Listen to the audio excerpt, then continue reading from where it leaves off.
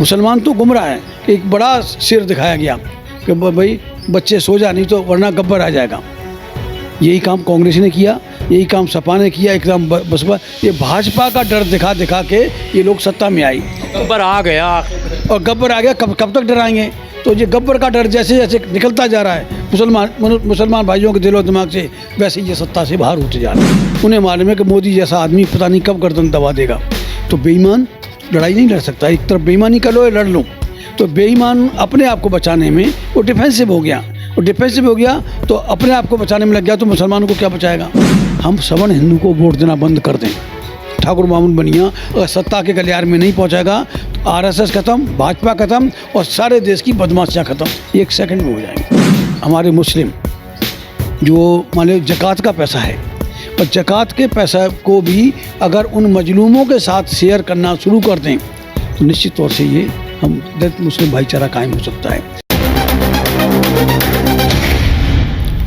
देश की सच्चाई सच छुपने नहीं देंगे। आप सर प्रशासनिक पदाधिकारी भी रहे, फिर राजनीति में आए और सामाजिक कार्यों में भी लगातार लगे हैं। आपको ये एक अनुभव कभी ऐसा हुआ कि ये जो ओबीसी के लीडरान हैं, पॉलिटिकल पार्टी बनाए हुए, चाहे वो सपा हो, चाहे वो आरजेडी हो, जेडीयू हो, जेडीएस हो, इस तरह की जो पार्टियां देश के कोने कोने में जिसको लीड ओबीसी के लीडर करते हैं, अगर मुस्लिम उनके साथ खड़े ना हों तो वो कभी सत्ता के शिखर पर नहीं जा सकते। इस बात को आपने एक्सपीरियंस में लाया कि ऐसा है? देखिए, उत्तर प्रदेश में मुसलमानों की आबादी तकरीबन 26% है, यादव समाज की आबादी 6-7% है, और 26% और अगर 6% का पिछलग्गू बन जाएगा तो समझ लो उसकी हालत क्या होगी। लेकिन मुसलमानों ने सत्ता पहुंचाया, सत्ता में पहुंचाया, लेकिन जो सत्ता में पहुंचे उन्होंने मुसलमानों को मुड़ के नहीं देखा। मुसलमान हिंदुत्व के वेव से, आज मैं थोड़ा सा हट के सवाल करना चाहता हूँ, हिंदुत्व के वेव से क्या मुसलमानों का नुकसान दिख रहा है या ओबीसी का सत्ता जा रहा? अब तक तो पूरे देश में इनका सत्ता छिन गया। समाजवादी पार्टी सत्ता से बाहर, बसपा सत्ता से बाहर, लोजपा सत्ता से बाहर, जनता दल सत्ता से बाहर, वहाँ कर्नाटक में जेडीएस सत्ता से बाहर। तो ये ओबीसी के जितने लीडर थे तो हिंदुत्व के वेव में तो ये सत्ता से बाहर हो गए, लेकिन इनके समाज को लगता है कि नहीं मुसलमान मेरे लिए खतरा।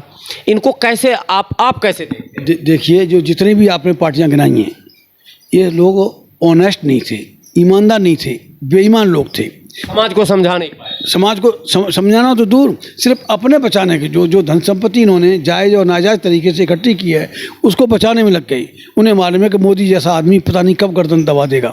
तो बेईमान लड़ाई नहीं लड़ सकता। एक तरफ बेईमानी कर लो या लड़ लो।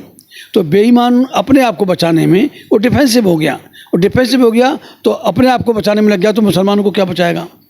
मुसलमान तो गुमराह है। एक बड़ा शेर दिखाया गया कि भाई बच्चे सो जा, नहीं तो वरना गब्बर आ जाएगा।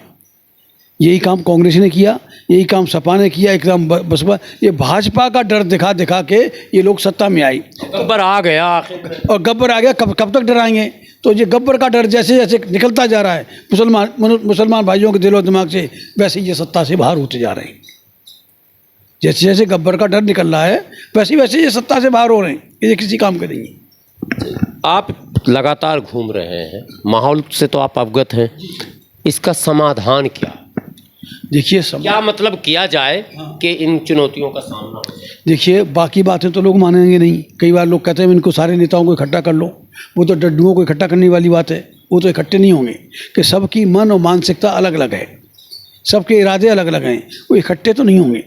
किसको कौन चला रहा है ये भी लोगों को अगर गौर से देखें तो नजर आ जाता है। पूरा कंफ्यूजन चल रहा है, पता ही नहीं चल रहा कि किसको संग चला रहा है, किसको कौन चला रहा है। लेकिन बहुत सारी बहुत क्लियर हो गए हैं, और क्लियर होकर वो रिजेक्ट भी होते जा रहे हैं आहिस्ता आहिस्ता। तो इसमें निश्चित तौर से अगर हम एक मुहिम चला दें कि किसी भी कीमत पर आने वाले इलेक्शन में हम किसी सवर्ण हिंदू यानी ब्राह्मण क्षत्रिय वैश्य को वोट नहीं देंगे, इतना कर लें, और अगर ब्राह्मण क्षत्रिय वैश्य सत्ता के गलियार से बाहर हो जाएगा तो हमारा कुछ नहीं बिगाड़ पाएगा, क्योंकि सत्ता के बगैर। आप ये फार्मूला दे रहे हैं कि चाहे तुम जिस दल में वोट देना है दो, लेकिन सिर्फ ब्राह्मण क्षत्रिय वैश्य को वोट मत डालो। वो तो भाजपा को तो देना ही नहीं है, भाजपा को तो देना ही नहीं है। भाजपा के तो किसी भी मतलब दलित को भी वोट नहीं देना, ओबीसी को वोट नहीं देना, मुसलमान को वोट नहीं देना, जिसको भाजपा परोस रही है। तो उसमें निश्चित तौर से हम सवर्ण हिंदू को वोट देना बंद कर दें। ठाकुर मामून बनिया अगर सत्ता के गलियार में नहीं पहुंचेगा तो आरएसएस खत्म, भाजपा खत्म और सारे देश की बदमाशियाँ खत्म, 1 सेकंड में हो जाएंगे। दलित मुस्लिम यूनिटी पर आप लगातार काम कर रहे थे, कोई सफलता आपको लग रहा है इस पे मिल रही दलित मुस्लिम यूनिटी पर? इसमें भी देखिए आरएसएस का बहुत बड़ा खेल है। यहाँ का जो मीडिया है, बनिया का पैसा ब्राह्मण की कलम है, किसी अम्बेडकरवादी के हक में नहीं चलेगी, किसी सच्चे मुसलमान के हक में नहीं चलेगी। तो वो जो ऐसा है कि जो सही संघर्ष कर रहा है, सही लड़ाई लड़ रहा है, उसको तो प्रोजेक्ट नहीं होने तो उसको ब्लैकआउट करता है मीडिया। और जो उनके प्यादे हैं, जो इनके सारे पे नाचने वाले हैं, उनको प्रयोग करता है। अगर खड़े होकर पेशाब भी कर दें तो वो एकदम आ जाएगा, चंद सेकंड ने वहाँ खड़े होकर पेशाब किया तो उसने ये किया, तो वो उसको अपने हिसाब से परोसते हैं और समाज गुमराह हो जाता है। जो मूवमेंट चलाने वाला है, जो इनकलाबी है, उसको मीडिया पहले ताड़ जाती है कि इसको दिखाना नहीं है, नहीं तो ये सही काम कर जाएगा। ये खतरनाक साबित होगा।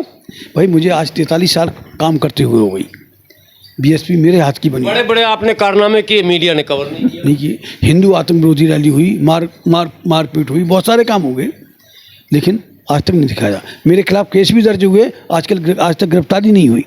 हालांकि फिर केस फर्जी थे कि वो टिकने वाले नहीं हैं, तो ये नहीं करते। कैसे ही अगर मूवमेंट का आदमी एक सलाह आपने दिया है कि भाजपा के अतिरिक्त जिन दलों में ठाकुर, ब्राह्मण, बनिया मतलब जो भी है उनको वोट नहीं दिया जाए, क्या इसके अलावा और कोई फार्मूला है जिससे इस माहौल से निपटा जाए? देखिए आरएसएस ने कितना करीब 75 साल बाद सत्ता पाई है, 94 साल बाद। 94 साल का उनका संघर्ष है। जिनको अछूत कहते थे उनकी गलियों के उन्होंने चक्कर लगाए, लेकिन दलित मुस्लिम एकता कायम हो तो कैसे? मुसलमान डिफेंसिव हो गया और अपने दायरे से बाहर नहीं निकला, दायरे से बाहर नहीं निकला। अगर हमारे मुस्लिम जो मान लो ज़कात का पैसा है, और ज़कात के पैसा को भी अगर उन मजलूमों के साथ शेयर करना शुरू कर दें तो निश्चित तौर से ये हम दलित मुस्लिम भाईचारा कायम हो सकता है। और हम तकरीबन 25% यहाँ पर, दलित का मतलब SC ST OBC है, अगर SC ST को भी मान लो जो इनके डायरेक्ट शिकार हैं, तो SC ST को भी मिलाकर 26% हैं, और लगभग 20% तो मुसलमान है ही। कुल मिला के लगभग 40 का कम्बिनेशन, 40 का आंकड़ा पार होता है। फिर किसी की औकात नहीं कि इस कम्बिनेशन को कोई हरा दे, लेकिन उनके साथ बैठना होगा, उनके साथ खाना और खिलाना होगा, उनके दुख दर्द में शामिल होना पड़ेगा। क्योंकि जो सक्षम है, सक्षम को अपना सक्षम, मुसलमान भाई दलितों से ज़्यादा सक्षम है। हालांकि जो रिपोर्टें आई हैं, सच्चर कमेटी की रिपोर्ट है, उन्होंने दलितों से बदतर बता दिया। मैं समझता हूँ दलितों से बदतर हैं, लेकिन अगर हम ये भाईचारा कायम करना है तो हमें अपने अपने घरों से निकलना पड़ेगा। और जो ख़ास तौर से अब देखिए सबसे बड़ा संगठन है तबलीगी जमात। तबलीगी जमात वाले घर घर जाते हैं, मुसलमानों के यहाँ जाते हैं, वो किसी दलित के यहाँ नहीं जाते। जो 40 दिन के लिए निकलते हैं, 20 रोज़ के लिए निकलते हैं, वो निकलते हैं। अगर वो दलितों के घर भी जाना शुरू कर दें तो बहुत फ़र्क पड़ेगा। जब दीन वालों की दुनिया ही महफूज नहीं रहेगी तो किसको दीन का पाठ पढ़ाएंगे? आज मुसलमान मर रहा है, क्या दीन वालों को पता नहीं कि मुसलमान मर रहा है? जब उनके ऊपर भी हमला हुआ कोई नहीं बोला, भाई तेज सिंह बोला है। जब उनको कोरोना बम बताया गया मौलाना साद साहब को, तब भी भाई तेज सिंह बोला। उनको नहीं है कि भाई अगर तुम जा ही रहे हो तो दलितों के दरवाजे पे भी दुआ सलाम कर दो, तो वो सोचने के लिए मजबूर हो। दूरी बना के रखी है आपने दलितों से, और इन हिंदुओं की तरह ही उस तरह से बहुत पहले जुल्म भी हुए हैं, इससे अभी आप इनकार नहीं कर सकते। मुसलमानों ने उसी तरह के जाति के उसमें आके खान पठान बन के अपने जुल्म भी किए। जब तक आप करीब नहीं आएंगे, और करीब आने का सबसे बढ़िया तरीका था सामाजिक निकटता की बात आप कर रहे हैं, मतलब पॉलिटिक्स राजनीति में तो खूब इन लोग अलायंस। देखिए पॉलिटिकल अलायंस से पहले हमें सोशल अलायंस, कम्युनिटी अलायंस करनी पड़ेगी, उसके बगैर कुछ नहीं हो सकता। हम बाकी दूर रहे। देखिए ये अब जो दंगे बंद हुए हैं, दंगे यानी इसलिए नहीं बंद हुए कि इनके सवर्णों के नज़र में कुछ हो गया, सरकारी नज़र में का कुछ बदल गया। धीरे आहिस्ता आहिस्ता हम दलितों की समझ में ये आ गया कि ये मुसलमान हमारा भाई है, हमारा हाथ उठना बंद हो गया। हम इनके हाथ का खिलौना बनते थे, वो इनके हाथ का खिलौना इनके हाथ का हथियार बनते थे, हथियार बनना हमने बंद कर दिया, तो ये दंगे नहीं करवा पा रहे। मुसलमानों में एक तबका है, मैं घूमता हूँ तो मैं बता रहा हूँ, जिसका मानना है कि हम लोग तो दलित को नेता बनाना चाहते हैं, हम लोग दलित को मुख्यमंत्री प्रधानमंत्री देखना चाहते हैं, मगर ये दलित हमारे नहीं हैं, ये हमेशा उन्हीं के गोद में खेलने चले जाते हैं। ये माने जैसे उदाहरण अक्सर जो है वो एक तो स्वर्गीय हो गए बेचारे रामविलास पासवान भाजपा में जाने के कारण, दूसरा उदाहरण बहन जी का, ये भी भाजपा में चली गई, तीसरा उदाहरण रामदास अठावले का, चौथा उदाहरण उदित राज का, लोग देते हैं जो मैं बता रहा हूँ। तो मुसलमान मायूस है कि हम गठबंधन करते हैं, जब इनको ताकत हम देना चाहते हैं, इनके पास भीड़ ज़्यादा हो जाती है तो ये कहीं और चले जाते हैं। क्या इस शिकायत में दम है, वाजिब शिकायत है? ये शिकायत में पूरा दम है, मैं इस बात से इनकार नहीं करता। लेकिन रामविलास पासवान कभी मुसलमानों का नहीं हुआ, मायावती तो किसी की हुई नहीं, रामदास अठावले बेचारा गुलाम बना बैठा है उनके, उसको कोई अधिकारी भी नहीं सुनता उसकी बात को, ये जो इसका रामदास अठावले की है। और उदित राज का जब मुसलमानों ने हाथ खींचा तो 2 कौड़ी का नहीं रहा, ये तो आप जानते हैं। लेकिन उन्हें ये नहीं मालूम कि इसमें इतना तो समझ होनी चाहिए कि सच्ची लड़ाई कौन लड़ रहा है।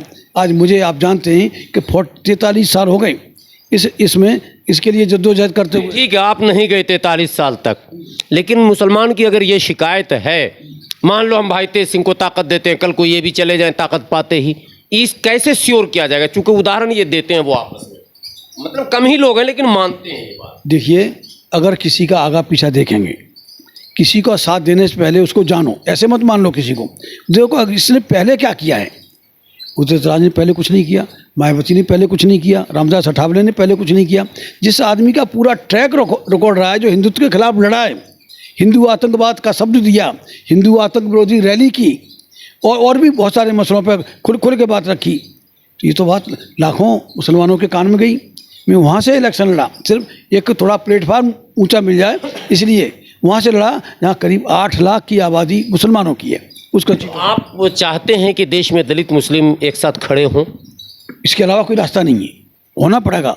लेकिन मुसलमानों में भी और दलितों में भी कुछ दलाल टाइप के लोग हैं, कोई बीजेपी के लिए काम कर रहा है, पैसे लेके काम करते हैं, वो फिजा बिगाड़ते हैं। ये थोड़े वजूद वाले लोग हैं, वो दोनों तरफ वजूद वाले लोग हैं, पैसा लेते हैं, कांग्रेस से पैसा लेते हैं, बीजेपी से लेते हैं, बीएसपी से लेते हैं, सबसे पैसा लेते हैं, और वो उसको माहौल को वो गिरोह तक कभी ख़त्म नहीं हो सकता, वो तो इतिहास में हमेशा रहेगा। लेकिन मास की बात करें अगर, तो वो तो मैं मुसलमानों से जब बात करता हूँ तो बड़ी आबादी मुसलमानों की कहती है कि हम चाहते हैं कि एक नया समीकरण देश में बनाया जाए।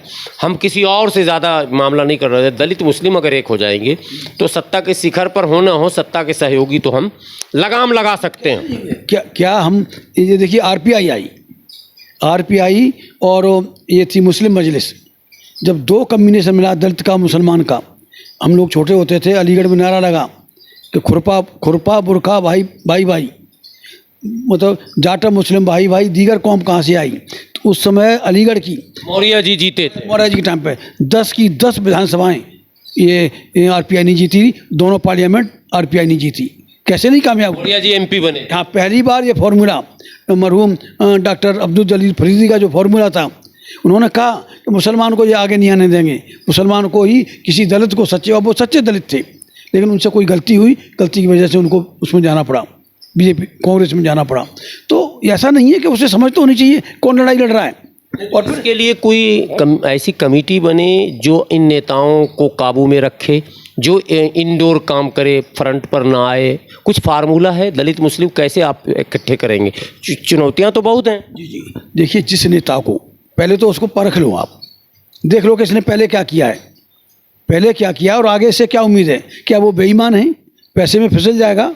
और अगर ऐसा नहीं है तो ये होता है, एग्रीमेंट करवा लो उसके साथ में, तो कल को कोई बदमाशी होती है तो दिखा सकते हैं ना आप, किसी ने हमारे साथ एग्रीमेंट किया था, खड़ा भाजपा के साथ हो गया। तो कहीं ना कहीं कुछ ना कुछ सेफगार्ड तो करना पड़ेगा। और भरोसा बहुत बुरी होती है, भरोसे पर दुनिया टिकी। आपके निजी तौर पर किसी मुस्लिम चेहरे से, बड़े चेहरे से कभी इस पर बात हुई? देखिए, मेरी बात तो बहुत जगह बात हो रही है, नाम लेना ठीक नहीं है, और बहुत जगह बात हो रही है। कुछ भी नहीं रहा, मतलब किसी बड़े चेहरे से इस पर चल रहा। बड़े चेहरों से भी बात हुई है, और यहाँ तक बड़े चेहरों ने ये भी कह दिया, 2 बड़े चेहरों ने साफ कह दिया कि चंद्रशेखर भाजपा का आदमी है, वो चला रही है, बामन मिश्रा भी उसी का आदमी। दोनों को पब्लिकली रिजेक्ट किया है उन्होंने, पब्लिकली रिजेक्ट कर दिया उनको दोनों को कि ये तो खेल रहे हैं, इनका कोई मुसलमान से कोई मतलब नहीं है। फिर बचता कौन है?